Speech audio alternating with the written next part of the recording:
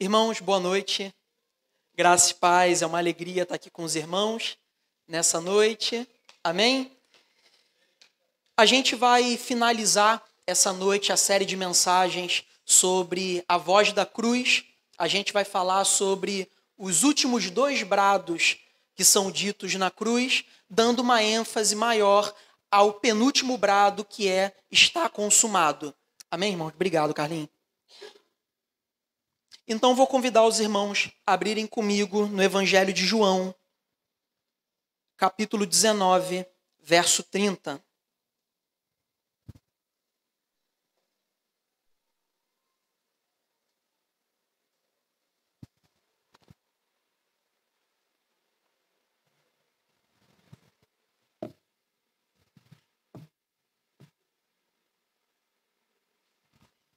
Evangelho de João, capítulo 19, verso 30.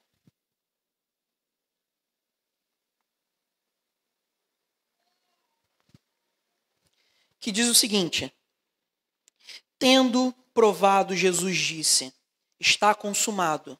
Com isso, curvou a cabeça e entregou o Espírito. Vamos ler mais uma vez, irmãos? Tendo o provado, Jesus disse, está consumado. Com isso, curvou a cabeça e entregou o Espírito. Vamos orar mais uma vez, irmãos? Senhor Jesus, comunica o Evangelho, Pai, à tua igreja. Que nós possamos, Pai, sair essa noite com a plena convicção de que o teu Evangelho é o centro da nossa espiritualidade, Senhor. De que o Senhor é o Senhor e Rei das nossas vidas. Que essa mensagem ela possa frutificar na nossa vida, na nossa espiritualidade e no nosso exercício de fé, Senhor. Nos ajuda em nome de Jesus. Amém. Irmãos, na antiguidade, os gregos eles se orgulhavam de expressar diversas coisas em poucas palavras. Eles se orgulhavam de expressar um oceano de realidades em algumas gotas de palavra. Isso era sinônimo, na antiguidade, de eloquência. Isso era sinônimo de uma oratória perfeita, quando você conseguia, de forma sucinta e simples, falar de forma profunda e extensa. Isso era sinônimo de muita valorização no tempo antigo. E quando a gente olha para o brado que Jesus ele proclama na cruz, a gente vê exatamente essa realidade. Jesus ele diz, tetelestai, está consumado, e essa pequena expressão ela revela uma realidade extremamente profunda na realidade do Evangelho. Em uma expressão, em uma palavra, tetelestai, está consumado, a gente vê a síntese de toda a narrativa bíblica. Em uma expressão, em uma palavra, a gente vê o resumo de todo o Evangelho. A gente vê a síntese e o resumo da alegria da igreja. A gente vê o resumo da alegria e do prazer do povo de Deus. Por isso, irmãos, é importante a gente entender que o brado de Jesus dizendo está consumado não é um brado de alívio. Ele sofreu, ele foi flagelado e então ele aliviado fala, acabou. Não, não é essa a realidade. Pelo contrário, Jesus ele brada na cruz dizendo, está consumado porque a vitória de Deus na cruz do Calvário havia sido estabelecida. Por isso esse é um brado de triunfo, esse é um brado de vitória. De uma forma muito simples, quando Jesus ele fala que a obra de Deus havia sido consumada, ele está querendo dizer de uma forma simples que a obra de Deus foi completada. Ela foi concluída, terminada de forma definitiva. Mas essa expressão tetelestai, ela tem várias aplicações no mundo antigo. Essa expressão que diz está consumado, terminado, concluído, ela era uma expressão bancária. Ou seja, quando uma pessoa ela terminava de quitar a sua dívida no banco, suada, que a gente sabe como é que é, era dado um recibo com uma descrição tetelestai. Está pago, está consumado. E a gente pode, à luz daquilo que a gente vê na cruz do Calvário, ver algumas similaridades, porque na cruz do Calvário, a dívida que a gente tinha de culpa, de pecado, ela foi paga na cruz do Calvário. Por Cristo, nos substituindo, trazendo sobre si os nossos pecados e pagando um preço que era nosso. Mas essa expressão ela também tem um significado carcerário. Ou seja, quando uma pessoa ela cumpria com a sua pena na prisão, ela era solta, um recibo era dado para essa pessoa e tinha o carimbo romano, com aquela cera, né, que era carimbado, escrito tetelestai. Ele está liberto, ele pagou a sua dívida. E todos esses documentos com essa descrição, tetelestai, são documentos achados, por exemplo, na arqueologia. Em campos arqueológicos, muitos arqueólogos, historiadores acharam esses documentos que comprova que sim, existiam esses documentos com essa descrição. Está quitado, está pago, tetelestai. Só que essa expressão, ela também significa que, dentro do contexto religioso, os judeus haviam terminado uma atividade, uma tarefa que era para Deus. Ou seja, eles tinham as suas atividades para Deus, eles tinham algumas tarefas que eram de cunho religioso, então quando eles terminavam, eles diziam tetelestai, está concluído. E sim, à luz dessas aplicações, a gente pode fazer uma analogia para tentar entender aquilo que Cristo fez na cruz.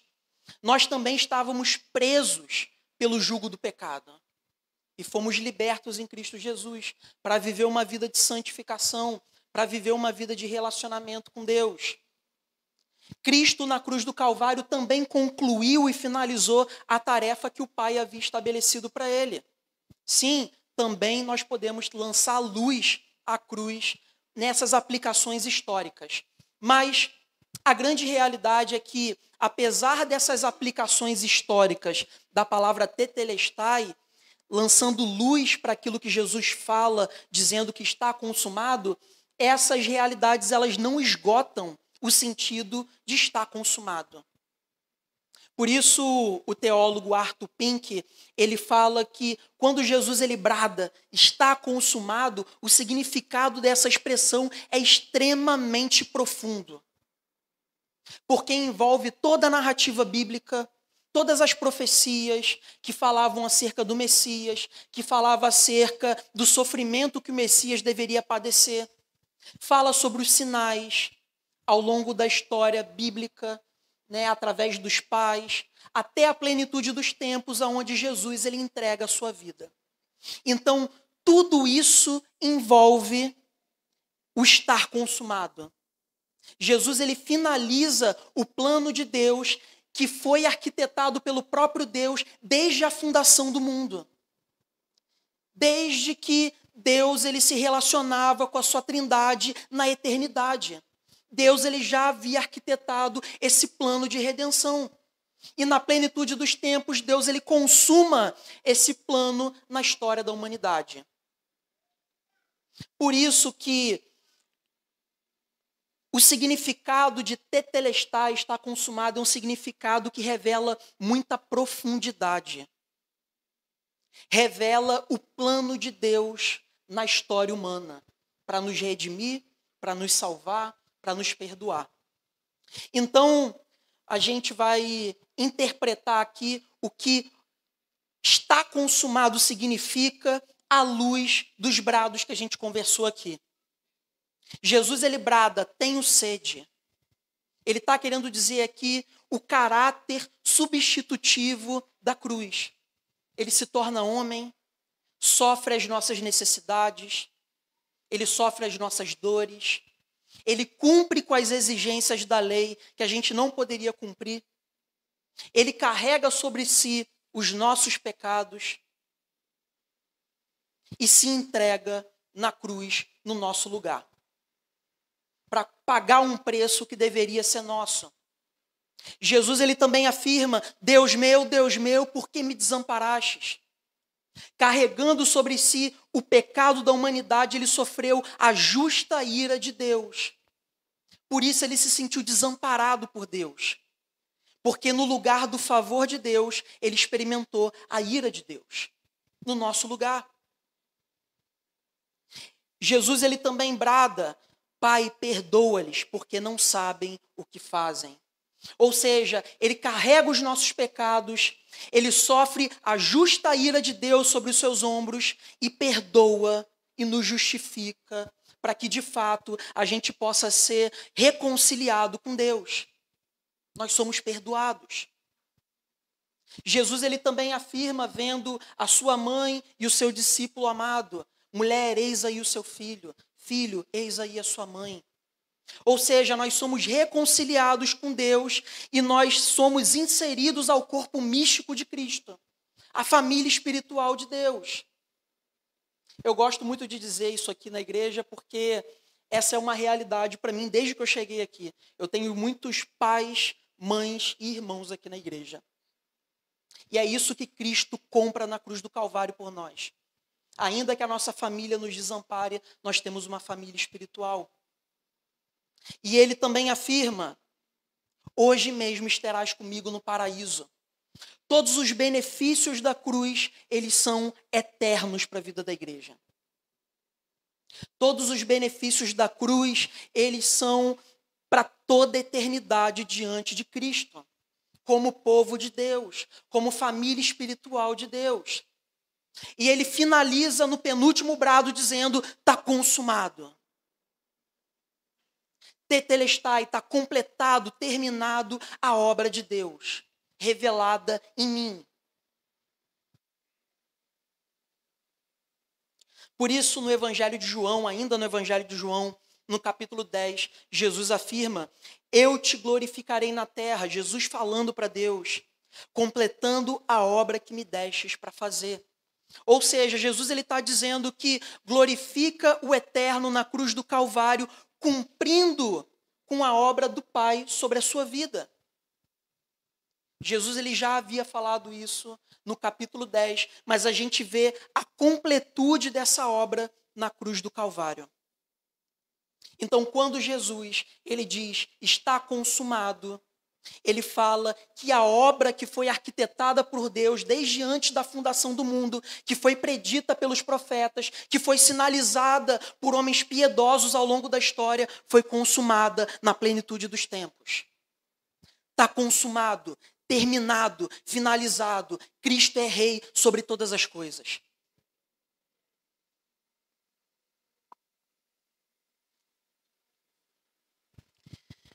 E aqui a gente vai conversar, irmãos, sobre alguns desdobramentos que a obra consumada de Cristo tem sobre o nosso exercício de fé.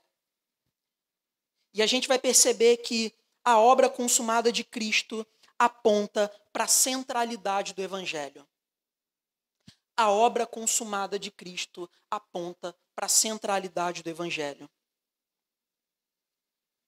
Irmãos, se nós chegamos à conclusão aqui que na plenitude dos tempos, Jesus consumou o plano de Deus que havia sido predito na história da humanidade, antes da fundação do mundo, então nós podemos dizer que a cruz foi o principal evento da história.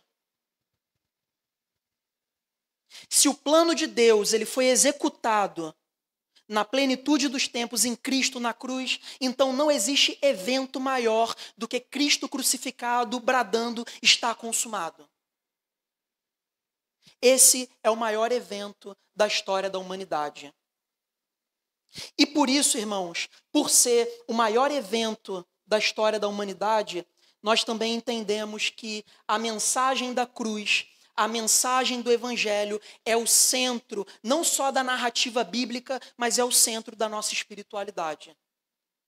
É o centro do nosso exercício de fé, é o centro da nossa vida, é o centro da nossa história, é o centro da nossa realidade. Não existe ética, não existe moral, não existe rigorosamente nada se o evangelho não é o centro da nossa vida. Se a mensagem da cruz não é o centro da nossa vida. E eu listei aqui algumas realidades que tiram o evangelho do centro da nossa espiritualidade. Nós tiramos o evangelho do centro do nosso exercício de fé quando entendemos Jesus como um mártir. Alguém que possui uma mensagem virtuosa de amor e não como um redentor e salvador do mundo. Hoje, na sociedade que a gente vive, mais espiritualizada do que alguns anos atrás, nós vemos algumas correntes, até ideológicas, que têm abraçado Jesus, que têm abraçado a fé cristã, mas do jeito que eles acham conveniente. Jesus não é aquele que salva a humanidade do pecado, não é aquele que entrega a sua vida para redimir o seu povo, mas é aquele que trouxe uma mensagem de amor. Mas é aquele que trouxe uma mensagem virtuosa, de compaixão, de empatia. E qual que é o problema disso, irmãos? Toda vez que nós entendemos Jesus dessa forma, nós esvaziamos a mensagem da cruz. Porque sim, Jesus ele ensina mensagens que falam acerca do amor, da graça, da compaixão, da misericórdia, mas todo esse ensino ele tem o seu clímax na cruz. Nós amamos porque Cristo na cruz do Calvário nos amou. Nós servimos o próximo porque vemos na cruz do Calvário a maior expressão do serviço sacrificial em Cristo. Nós perdoamos porque nós fomos perdoados na cruz. Então, se nós não exercemos a ética cristã, lançando luz à cruz e à mensagem do Evangelho, a nossa ética é autônoma de sentido.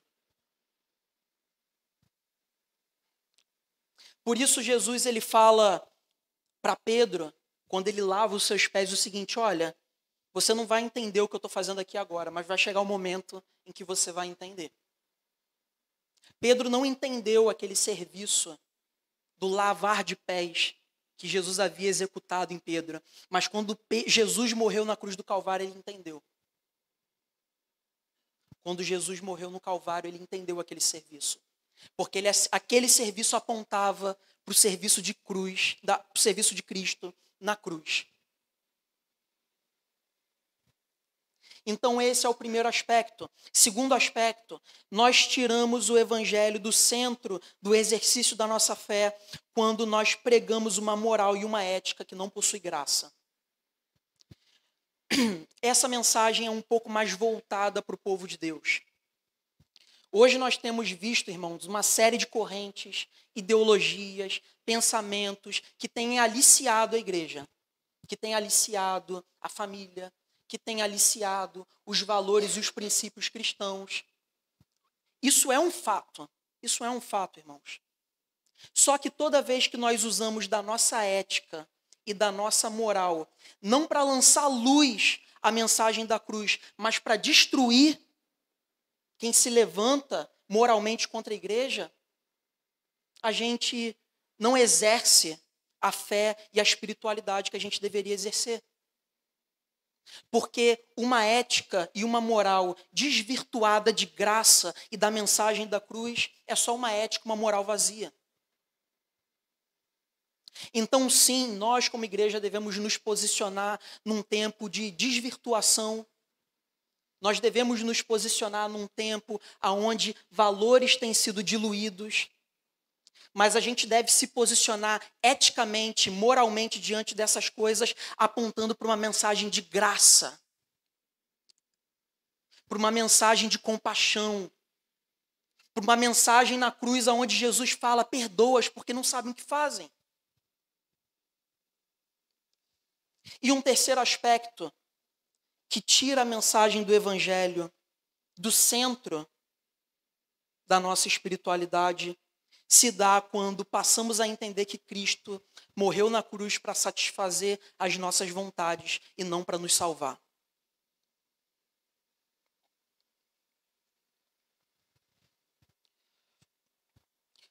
Nós percebemos na contemporaneidade dos nossos dias, irmãos, que muitas doutrinas elas têm sido levantadas, trazendo a ideia de que Cristo morreu na cruz para te dar uma vida confortável, financeiramente, circunstancialmente. Que Jesus ele morreu na cruz para te dar uma vida emocionalmente tranquila, sem preocupações, sem dificuldades. Tudo isso, irmãos, porque alguns líderes têm feito uma leitura do evangelho que tem colocado a necessidade das pessoas à frente da mensagem da cruz. Então, Cristo morreu na cruz simplesmente para nos dar um Honda Civic. Ele morreu na cruz para atender às nossas necessidades e não para nos salvar da nossa condição de pecado. E é claro que sim, irmãos, Deus ele nos abençoa, ele se alegra em abençoar o seu povo, mas nós nos relacionamos e desejamos Jesus porque ansiamos ser transformados por ele. Porque nós não desejamos exprimir alguma coisa da fé. Nós queremos que a fé exprima alguma coisa de nós.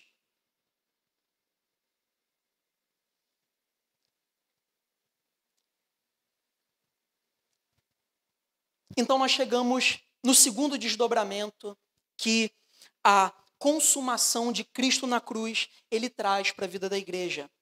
Em segundo lugar, a obra consumada de Cristo aponta para o descanso e para a paz da igreja.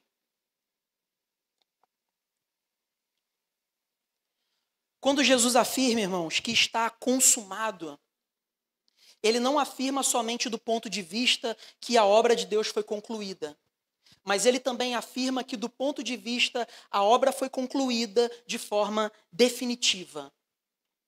Ela não pode ser desfeita, ela é irreversível. Cristo morreu de forma substitutiva para nos salvar e consumou o plano de Deus de forma definitiva e não há nada que possa mudar isso. Por isso, o teólogo John Riley e pastor anglicano, ele afirma o seguinte: não precisamos temer o que o nosso pecado, Satanás ou a lei nos condenem no último dia. Podemos recostar-nos no pensamento de que temos um Salvador que fez tudo, pagou tudo, realizou tudo o que é necessário para a nossa salvação. Ou seja, irmãos, Jesus ele morreu na cruz, consumando a obra do Pai de forma definitiva, de forma irreversível, para que nós tenhamos a paz, a alegria e a certeza de que Cristo não nos abandona.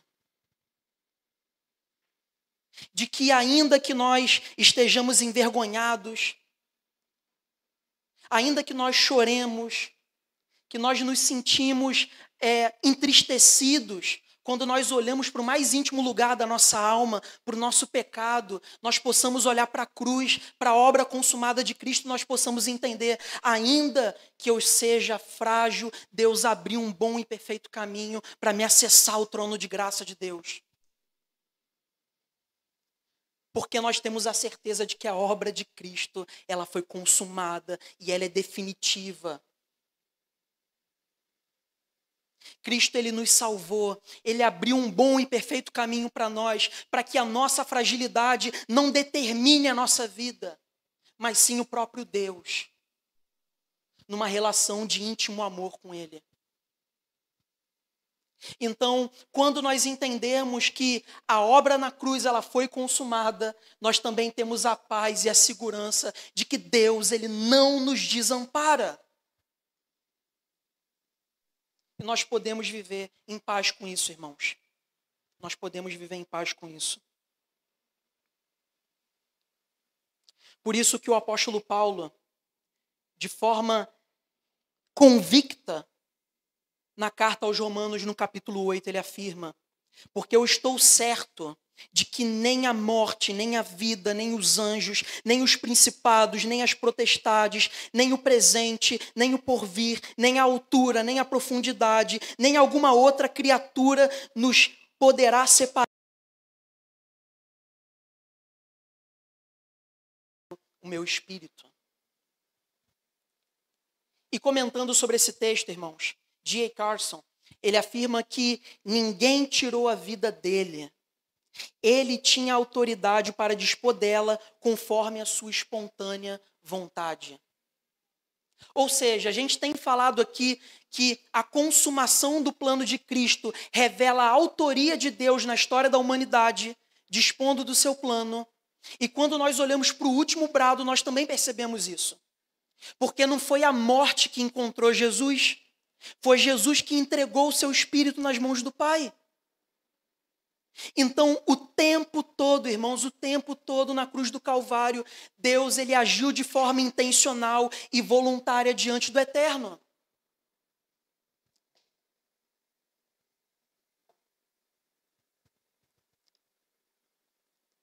Nem a morte, irmãos, foi capaz de suportar Jesus.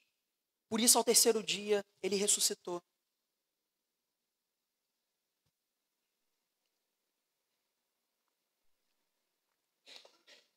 Portanto, irmãos, a soberania de Deus em preparar o seu plano para que o Filho cumprisse, revela algumas coisas para a gente. De que Deus é o autor da história da humanidade. Foi Ele que preparou o plano de redenção, arquitetou antes da fundação do mundo. Cristo é o autor da nossa fé, porque Ele cumpre o propósito de Deus, Ele morre na cruz e traz o fundamento para a nossa fé. Por isso, Ele é o autor da nossa fé. Mas além de Deus ser o autor da história e de Cristo ser o autor da nossa fé, existe uma realidade que Deus ele também é o autor. Ele é o autor da minha e da sua vida. Deus é o autor da minha e da sua história. Irmãos, não existe rigorosamente nada na nossa vida, não existe nada, rigorosamente nada na nossa história, nas nossas particularidades, nas questões mais profundas da nossa alma, que Deus ele não pode dizer, eu cuido. Não existe nada na nossa vida, nenhuma particularidade que Deus ele não possa dizer, eu conheço. Eu sou o autor da sua história, diz o Senhor para a tua igreja. Deus é o autor da nossa história, irmãos. E como o reverendo Arthur disse na liturgia, ele te trouxe aqui essa noite. Ele te trouxe aqui essa noite. Ele desejava que você ouvisse a mensagem do Evangelho e o plano consumado de Cristo, para que esse plano pudesse ser reiterado no seu coração.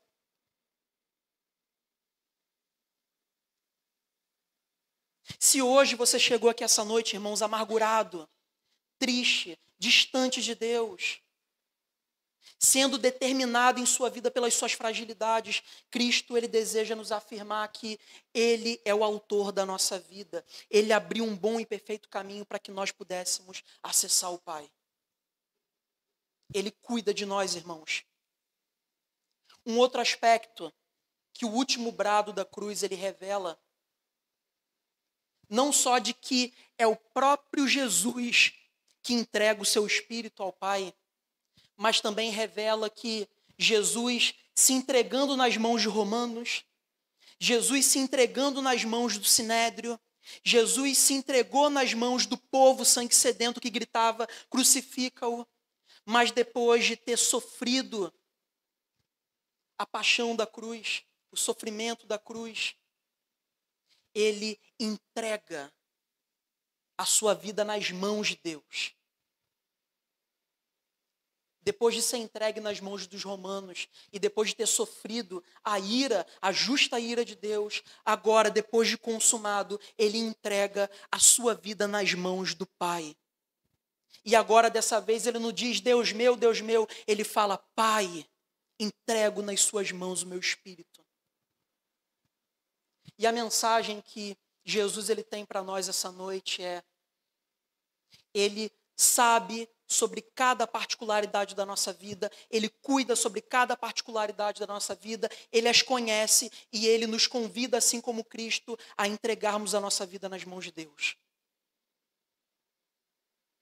Ele deseja que a gente entregue as nossas fragilidades, a nossa vida, as nossas particularidades, aquilo que você tem vergonha de dizer. Ele quer que você entregue tudo isso nas mãos dele. Tudo. Essa é a mensagem da cruz de Cristo. Essa é a voz da cruz. Amém, irmãos? Vamos orar?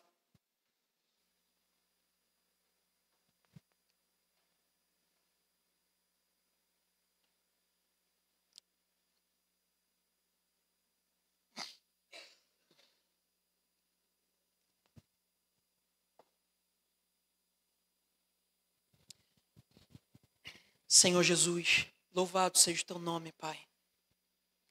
Louvado seja o teu nome pela tua mensagem, pela tua palavra, Pai. Pelo teu evangelho, Pai, que foi consumado na cruz do Calvário. Que foi concluído sobre fortes penas.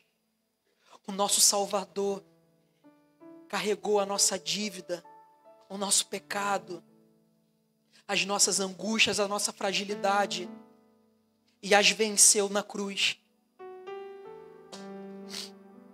E diante, Pai, dessa mensagem, diante desse plano consumado na cruz, nós podemos ter a certeza de que nós encontramos descanso e paz no teu cuidado. Nós podemos ter a certeza de que nem a morte, nem a vida, e nem qualquer outra circunstância pode nos separar do teu amor, Pai. Porque nós cremos numa obra acabada de forma definitiva.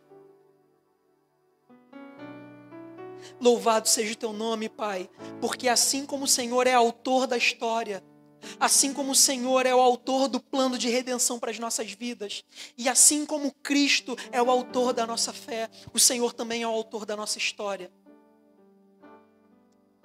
Não existe rigorosamente nada que o Senhor não possa dizer na nossa vida.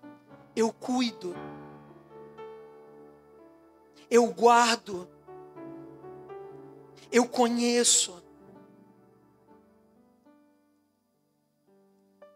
Mas assim como o filho no último brado, nós queremos entregar a nossa vida nas suas mãos, Pai.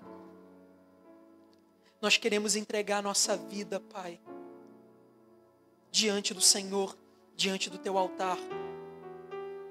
Que essa mensagem, Pai, ela possa trazer frutos práticos para a nossa espiritualidade, Senhor. Que a mensagem da cruz, de que o plano de Deus foi consumado, possa ser reiterado na nossa espiritualidade, Senhor. Em nome de Jesus. É isso que nós te pedimos, Pai, e já te agradecemos. Amém.